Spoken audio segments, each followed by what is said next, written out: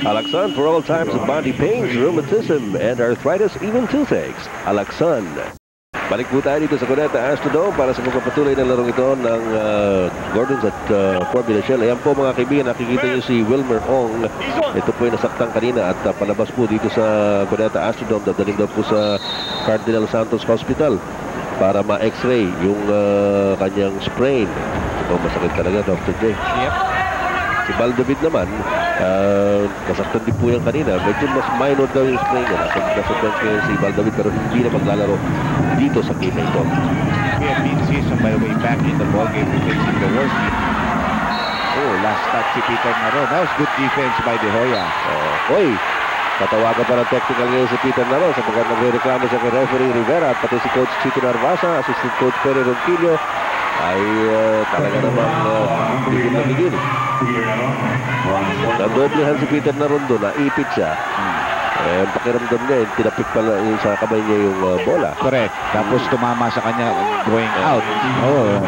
Nahanap ng salamin si Coach Narvasa. Medyo kanina pa po naghahabol ang coordination kaya understandably medyo mainit na ito si Coach Chico Narvasa. Ito naman si Val David. Nakita niya, nakasapatos na naman. Pero siguro, para hindi na lumala. Hindi na lang muna paglalaroin dito sa game na ito si Val David. Yes.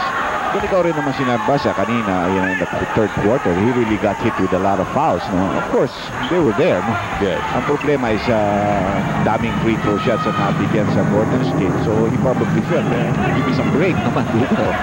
When we go down the lane, as what happened to Rocky Darlak's play. 3-point shot. Kinuha rin siya. Yes. The triple D. Oo. At siyam na puntos na naman ang abante ng Gordon's Gym. Malaking 3-point shot din kinuha rin siya. Hindi natin kinuha rin magparang sa Ruben Santos dito sana kanina. Gandang backdoor yun. Ito na. Wala nang parang. Depress yun. Motek. Pero di mas Peter Naron. Maganda yung tapit niya. Ako Big Pablo. And they have a fresh 24-second shot clock. Nakita si Peter Naron sa baseline. Katawagan pa ng foul si Marlo Aquino. That's going to be the third personal foul of Marlo Aquino. Mali rin ni Maki De Hoya. Pinitawan niya yung kanyang binabantayan to double team. Eh syempre sa baseline yung libre yun. Tapos saan talaga ni Pablo. At yung pagkakataon pa. Ito si Peter Naron for the 3-point play. And he finishes it off. 69-63, 6-point lead para sa Gordon's Gym. Malayo pa po tayo. 10 minutes and 48 seconds pa. Nalalabing dito sa larong ito. Talagang malayo pa ito. Oo. Sa 48-minute basketball game. Anything can happen. Bad pass. Oo. Wala ka pwesto si Pablo Aquino. Romel Santos, humaragasa! Yes! Completing the pass break. Romel Santos and the lead is down to 4 at 69-65. Full court defense here by Formula Shell. This is what Shell wants, to force some turnovers so they can get some easy layups. Yes, just like what they had in that last sequence. Correct. Kinuhanan sila kay Ronnie Manzano. Sinawag ko marami po ito. 5 seconds on the shot clock. That's three. Maki De Hoya. Uy, linabas pa. Abutan. 24-second violation laban sa Gordon's Gym. Well, kitang-kita mo what a point guard means to a team. Carencio could not set up any play. Binigyan niya ng bola isang player that cannot shoot from the outside with 4 seconds left. No? So talagang malaking problema. If you set up the play, then you get people moving, or you call the play, you get people moving and you get the shot off. Now, whether it's a good shot or not, you get a decent shot off. Ito ang ulit paksa. Peter Naron. Ginabas ni Big Pablo. Pablo sa ilalim. Uy! Ang ganda ng dugot ni Big Pablo. And you see President of Shell, Rainer Dillon, together with Mr. Eddie Santiago. Full force yata mga executives ng Formula Shell dito to give support para sa kanilang kupunan sa unang pagtutunggali nila rito sa ating All-Filipino Conference for 1997. Well, a couple of 3-point plays quickly gets Shell back in the ball game. Ginebra's turnovers have hurt them right now as they have throughout the whole game. Parang sa Ginebra, mahirap yung lumamang sila ng malaki. Parang ibinabalik ko nila eh. Tapos ngayon, hahabulin namin ulit. Ganun lang ano nila eh. Ganun lang yung harap eh. Cannot stand prosperity as the term I would use. No? 69-68, isa na lang mga banda ng Gordon's Gym. Dito po sa fourth quarter, meron pa lang 9 minutes and 36 seconds left. Ito kayo si Noli Locsin, umaatras, binigyan kay Vince Hizo, Pido Harencio, double team, nakabalik na naman kay Noli Locsin sa loob. Umaatras si Noli Locsin, meron pa lang tatawagin si referee Balyeser. At, dito ba si Noli? Yes, Ronnie Magsano will pick up his second personal foul. At unang team foul ng Fort Michelle Super Unleaded dito po sa ating fourth period. Gordon's Gin has 2 team fouls. 9:28 left dito sa ating fourth and final quarter. 69-68, 1.3 para sa Gordon's Gin. Nasa kanila ang bola. Pido Harencio. Marlo Aquino humihingi ng pasa. Yun. Another bad pass there, pero swerte sila. They got that foul from behind called against Escobar. Dalawa sana yung igangay pipigil kay Marlo Aquino doon, pero may foul na nakita naman kay Johnny Escobar. Pangalawang personal niya at ang pangalawang ring team foul ng Fort Michelle dito sa fourth period. So, sideline throw-in para sa Gordon's Gym. Ito si Marlo, atake. Meron na namang foul na nakita.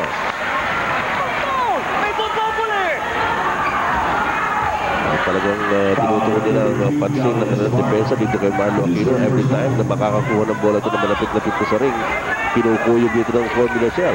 Well, it's also because Gordon's Gin's first offense is Marlo. Marlo, oo. Pumunta ka agad ang bola. Pero malayo sa rito ngayon. Ganda na paso ni Benny. Pero hindi pumasok ang bola.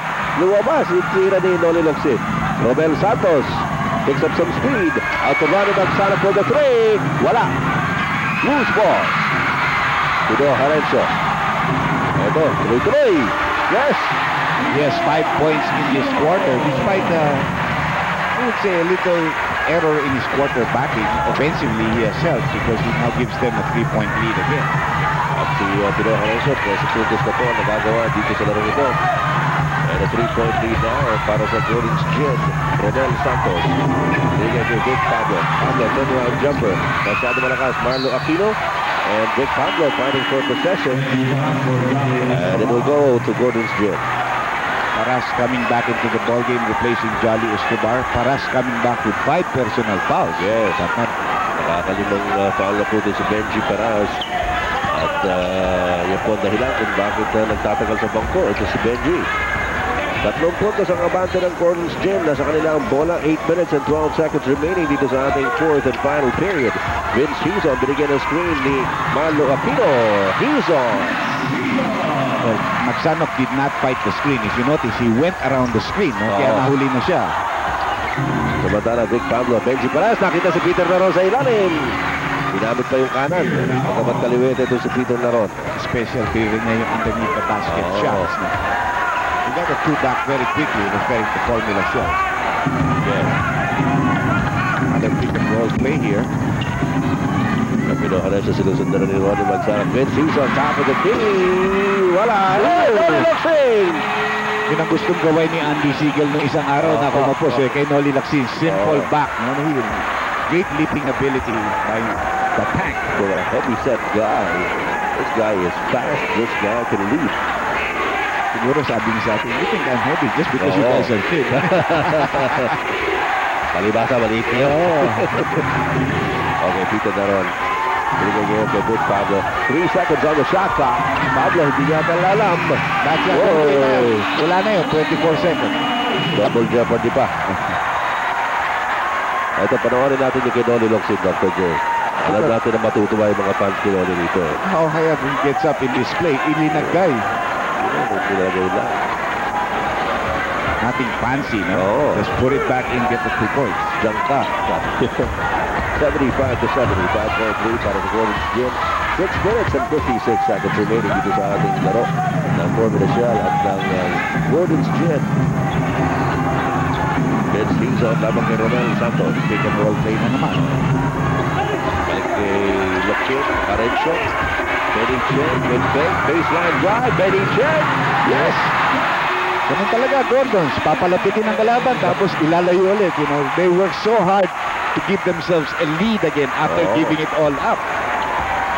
6 minutes and 26 seconds remaining. 7 puntos po ang abante ng Gordon's Gym. Naagaw pa ang bola ni Benny Cheng. Benny Cheng, binigay kay Pido Harencio.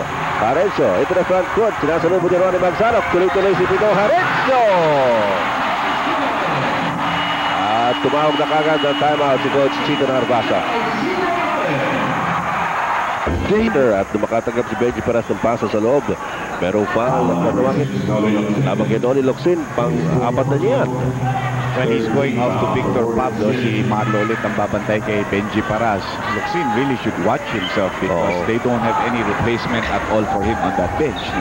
Ito si Baldavid, hindi po makakalaro ngayong gabi dahil nasaktan kanina. Dito po sa laro. Benji Paras labang kay Marlo Aquino. Inching closer. Benji Paras double chain. Dinabas ni Romel Santos. Santos over to Peter Naron at the baseline. Here goes now by Peter Naron. Benji Paras with the offensive rebound at the putback. Power play ni Benji Paras, the tower of power. So it was a good timeout called by Narvasa because they got the 2 points. Pinahirapan man sila, nakakuha silang 2 puntos. Ito si Benji Paras. Apat na lang ang kailangan offensive rebound. Dr. J para makuha niya yung 1,000 career offensive rebound. Tagal na niya hindi nakaka-rebound. Matagal din siya si Benji. Kaya kukonti pagkakataon. Marlo Aquino nagbintay. Uy, Benny Cheng na bitawan ng bola sa ere. At ito si Benny Cheng. Talaga naman sinugod yung bola. Outside for Gordon. Advantage naman ni Benny. He's the toughest player out there. With Paras having to guard Aquino on the outside. Kung laban sa Naron, maybe he's the toughest player out there. Ito yan.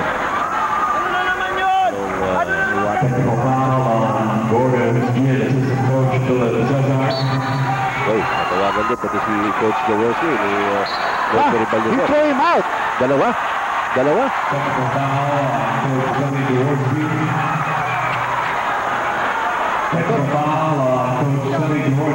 He threw him out, huh? Ayun, dalawang technical foul. So, out of the Bale, play tatlo yun, ha? Tatlo yun. Oo. Medyo na-excited yung bagong referee. You know, very seldom have you seen that happen in the PBA. Na ginawa na isang referee yan, you know, nasama siya sa emotion niya eh. Alam po rin nyo, yan ang rule dito sa PBA. Pag dalawang technical ka, you will have to step out of the playing court. Medyo napigla yata yung referee na yan. Tatlong technical foul yung sunod-sunod na tinawag yun. Oo, isa kay Philip Cesar, dalawa kay Robert Jaworski Sr. And Sonny will have to leave the floor. Those are the rules.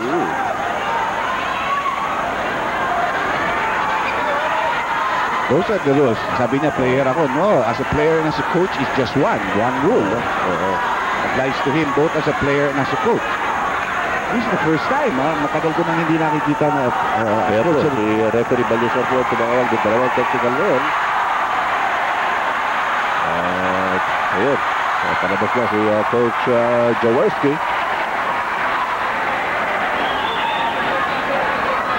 So, Rino Salazar will have to take over. Yung mga tao ito parang natulala, na-shock. Yes. Sino ba itong referee na tumawag na ganito? So, gaya nga ng nabanggit ni Samang Andy. Tatlong free throw siya. Oo, tatlong technical eh. So, si Vic Pablo ang titira ng technical. Tatlo. Making the first. Medyo pasang-awa. But it's been Victor Pablo who has kept shell in this ball game. 26 puntos na nagagawa nito si Vic Pablo.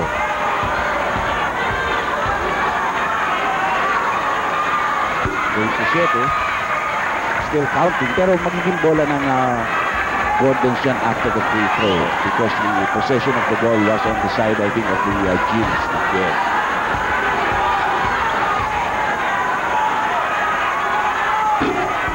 Vic Pablo. Hindi na umawa. No? Tama na yung dalawa, sabi.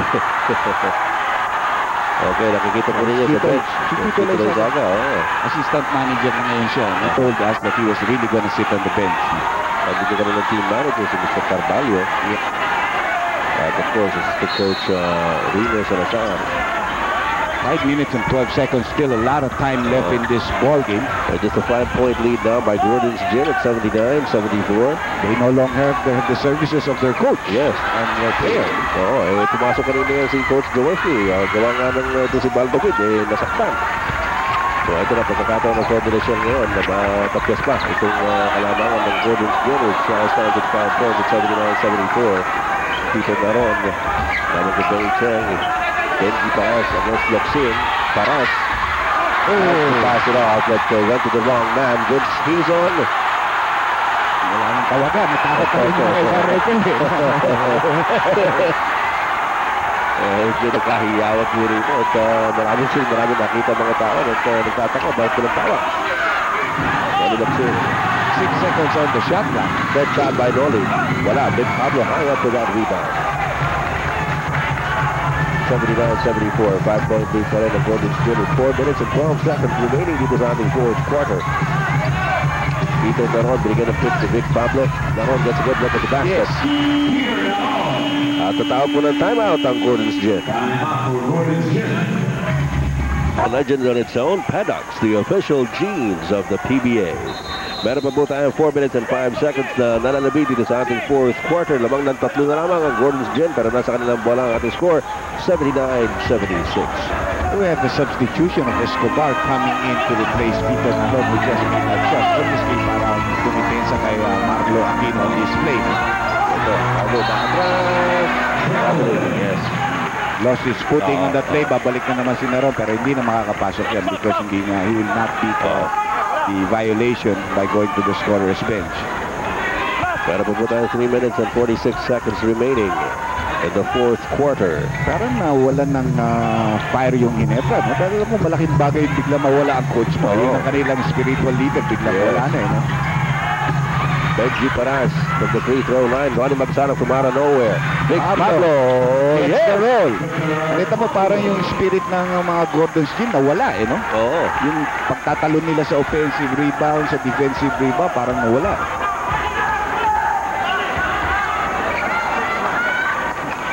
That happened at a little over the 5-minute mark. Tanggal si Coach Jaworski because of 2 technical fouls of the same nature. Oo. Noli Locsin, ito parating si Benny Cheng sa baseline. Great assist. Sakto. Great assist by Noli Locsin. Realizing the double team behind him. At 30 puntos na naman ang abante ng Gordon's Gin, 81-78. 2 minutes and 51 seconds left.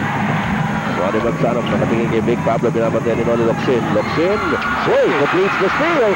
Parencio, papunta na naman kay Locsin. Locsin sees Marlo Aquino. Aquino against Benji Paras. Aquino, wala! Paras, natapik ang bola palabas. Marlo got it on the face. Pero na magiging 6 foul ni Benji Paras yun, no? Naron, by the way, has come back in to replace Escobar for the offensive move on the other end. Marlo still holding on to his nose. Samantala, wala pa po nasa territory. Napalakas yung pasa. Marlo Aquino goes for it. May foul. Natatawagin sa referee Chua kay Ronnie Magsanov. Ronnie Magsanov picks up his third personal foul. Pang-apat na team foul yan ng Formula Show Super Unleaded. Wala pa sa team fouls ang dalawang kupunan dito sa ating fourth quarter. 4 ang Shell, 3 ang Gordons with 2 minutes and 33 seconds left.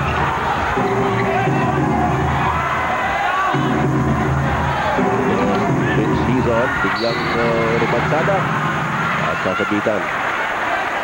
He's very unpredictable when he makes that Hapalong Cassidy move. Hindi mo alam kung papasa siya, jump shot, o tutuloy sa basket because he can go right and left. Pero mas malakas siya papuntang kanan. Bibigyan ng dalawang free throws si Vince Hizon as Formula Show just picked up its 5th team foul.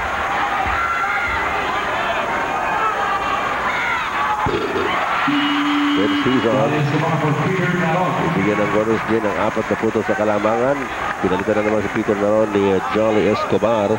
I think at the end game, even though Naron can shoot, you also have to have a big guy to stay behind either Locsin or Marlo Aquino. Vince Hizon, siniguro talaga yung mga free throws. 5 puntos sa kalamangan ngayon ng Gordon's Gin, 2:19 remaining. Anybody's ball game. Yes. Ronnie Magsanov nakatingin kay Benji Paras. Dapat kay Marlo Aquino, Benji. Ipihit niya si Benji Paras. Nilabas kay Romel Santos. Santos hinahabol ni Vince Hizon. 4 seconds on the shot clock. Big Pablo. And the follow-up by Joel Escobar. Big Pablo na naman. Ang ating last 2 minutes brought to you by New Premium London Gin. Just right for you. At alam mo, Dr. J, si Vic Pablo, career high niya, 30 puntos. 30 points here in the PBA. He now has 29. So, maaari niyang ikangay mabantayan o kaya malagpasan. Yes, depending on his 2 free throws. Earlier there was a guy from Basilan. Sabi niya, galing lang ako sa Basilan. Nanood ako dito. Pwede ba ako magbati? Hindi ko pwede. Pero babatiin ko na sa iyo ang buong probinsya ng Basilan na nanonood sa atin ng PBA. Marami tayong kaibigan dyan. At sa buong Pilipinas, mga kaibigan, alam natin na talaga naman pinakaabang-abangan nila itong pagbubukas na muli ng PBA. At so far, hindi naman nag-disappoint ang ating mga kaibigan sapagkat magaganda po mga laro natin. Dalawang laro maganda yun. Oo. Uy, Benny Cheng, what a hustle. Galing naman yung ginawang yun ni Benny Cheng. Ito na si Ronnie Locsin. 4-point lead by Gordon. 6-point lead now. They got 7-point lead at 80. Teka muna. Bago yata yung score na. Tama, 6-point lead at 85-79. We have this timeout. Set mga kaibigan, tigisang full timeout. At meron pang ano ba ito? 2:20 timeout. Kasi hindi sila gumamit ng 20 seconds. That's why I don't know what the rule here is. The PBA have to check that. Well, Formula Shell has 1 hole. And penalty na po ang Shell while Gordon's has 1 foul to give. 1 minute and 49. Ang alam ko, tigigisa lang yun. Tigigisa lang. Nandyan yan. Sinusundan pala. Pero ang pagkakaalam ko, pag hindi mo ginamit yun nasa first half, wala na sa'yo. Pero hindi pa nila ginagamit. And they have not used a 20-second timeout at all so far in this game. So sa kasalukuyan mga kaibigan, meron tayong 1 minute and 49 seconds left. At lamang ang Gordon's Gin ng 6, 85-79. Nasa formula siya ng bola. Romel Santos ang lalabas ko niya sa 25. Remember, Gordon's has a foul to give. They can use that on this play. Big Pablo laban kay Ronnie Locsin. Pablo has been the scoring machine for Formula Shell in this game. Illegal defense. Technical foul yan. Hindi pa. First call of that nature in this ball game. Siguro nanood tayo ng first game. Naalala natin yung illegal defense. Higa yata yan. Maaga tayo rito. No. Yung first game po natin mga kaibigan, kung di nyo inabot, nagbagi ang Santa Lucia Realty over Pop Cola. The score at 80-73. Time is down to 1:34. They're isolating for Victor Pablo or Peter Naron. Kay Peter Naron itong play. Off balance shot ni Peter Naron. Maganda depensa sa kanya ni Beniteng. Sabay tulong si Marlo Aquino. Naipit. Pino Carencio, 1:17 remaining. A 6-point lead para sa Gordon's Gin. Well, it's not over. They still have to attempt. Malayo pa ang oras. They got 5 on the shot clock. Carencio inside to Noli Locsin. Locsin on a follow away. Wala. Romel Santos with a loose ball recovery. 1 minute to go. Still a 6-point lead para sa Gordon's Gin. Big foul bigay kay Ronnie Manzano. 3-point shot by Ronnie. Wala. Marlo Aquino para sa rebound for Gordon's Gin. That might be it. That was the previous play. Dahil kung pumasok yun, biglang tatlo na lamang. Ngayon, nasa Gordon's na naman ang bola. Benny Cheng. 41 seconds to go. 12 on the shot clock. Noli Locsin, nilabas kay Pino Carencio. At nagkakawayan na itong mga fans ng Gordon's Gin, yung kanilang mga banderitas, sapagkat na kikinikinita na nila na buena mano sila dito sa All-Filipino Conference. Pero teka muna, meron tayong timeout ng Formula Shell. Dalawang full timeout pang Gordon's Gin at tig-isa silang 20-second there. Shell used its last full timeout in this last play. They get a 3-point shot. They throw in a half court. They have plenty of time to get back in the ball game. This is 31.1 seconds. Pinalik na si Richie Tixon, si Pineda, si Santos, at saka si Magsanok. All 3-point shooters. Kayang tumikade ang galing sa labas. At saka si Victor Pablo, paminsan-minsan. Alam natin last year, nakakatira ng 3-point yan. Yeah. That's also a bait because they could go for the easy 2 pag masyado extended ang depensa nyo. But Gordon has a foul to give. Correct. That's something that they can use. Samantala, Romel Santos binigay kay Richie Tixon. Binabagay ito ng Benny Cheng. Richie wants to set himself up for a 3-point shot. Hindi makatira. Ronnie Manzano. Binigay kay Richie. Titira. Layo. Uy. Wala. Di tumama. At Noli Locsin para sa rebound. At si Romel Santos gives up the foul. Gordon's Gin on its way to pick up a victory in their very first outing because All-Filipino Conference. Well, maganda talaga record nila. started last year. Di ba nabanggit natin 3-1 sa All-Filipino yan. And they will probably never forget the 3-point shot of Kenny Redfield that denied them an overtime and a possible finals seat, no? So, parang revenge game sa kanila ito. At doon po sa ng Vintage Sports ang TV coverage ng PBA Games. Alalahanin po ninyo sa Biyernes, mga kaibigan. Sa Biyernes po, ang laro natin dito sa Cuneta. Cuneta po tayo. Usually pag Biyernes, nasa Araneta tayo, di ba? Pero dito po sa Biyernes na ito, dito tayo sa Cuneta Astrodome magkita-kita. Well, I think for the first 2-3 weeks, puro Cuneta tayo. So, medyo kalimutan nyo muna Araneta until further notice. Dahil medyo meron yata silang mga commitments, no? Medyo naiipit sila. So, dito muna tayo sa Cuneta. Okay naman itong lugar. Bago ang flooring. Ganda. Malamig. Ronnie Magsarap. 86 to 79. 7-point lead ng Gordon's Gin. At meron na lang tayong 6 na segundo natitira dito sa larong ito. Ronnie Loxin. Uy, meron pang bonus. Meron pang free throw. So, hindi pa po kompleto yung score namin. Marami nag-aabang nito. 81, meron pang isang tira. Marami sasakit ang ulo. Maraming sasakit, maraming sisigaw. Ito, tira natin. May nagre-request pa. May nagre-request. Huwag daw. Hindi na pumasok. Okay, yan po ating final score. 88 to 81. Panalo po ang Gordon's Gin over the Formula Shell Super Unlimited. Kami po ni Dr. J, babalik para sa ating wrap-up. Yan po ang ating final score. Gordon's Gin winning its first outing here at the All-Filipino Conference for 1997 at the expense of Formula Shell Super Unleaded, 88 to 81. At the majority po ng larong yan ay namayani po ang Gordon's Gin. Naghabol na naghabol ang Formula Shell. Umabot sila din sa third quarter, Dr. J. Actually, lumamang pa sila ng 2 points. Pero kinapos, ika nga. Yes. Okay, ang ating pong player of the game, mga kaibigan, dito sa larong ito, walang iba kundi si Noli Loxin ng Gordon's Gin Boars. Ayan po ang kanyang mga numero, 21 points, 11 rebounds, 3 assists. At siya po ang hinirang nating best player of the ball game. Alalahanin po ninyo, mga kaibigan, sa darating na Biyernes, dito po tayo sa